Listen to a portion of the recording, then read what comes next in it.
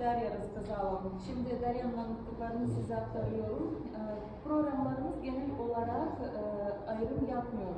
Görme, işitme engellisidir vesaire.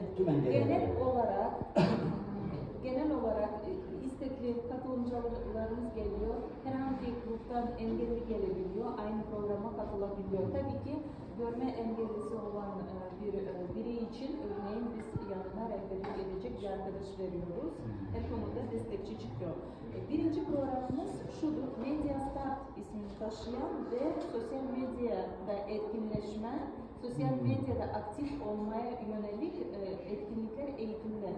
Ve burada kim ne istiyorsa o konuda kendini internette, sosyal medyada tanıtabiliyor. Burada bu program yardımcı olacak.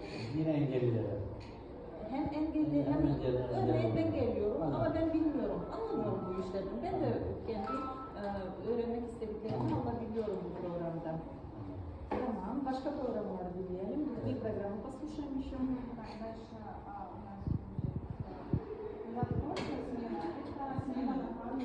Я перейду название.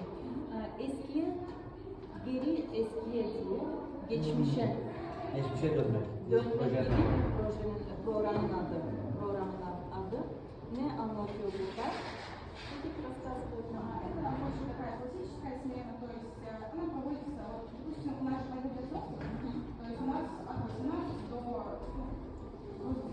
до неограниченная. И там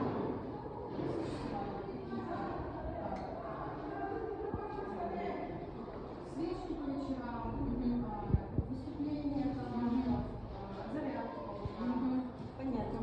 Bu şimdi bizim klasik kamp hayatı dediğimiz bir standarttır. 18 yaşında ve sınırsız.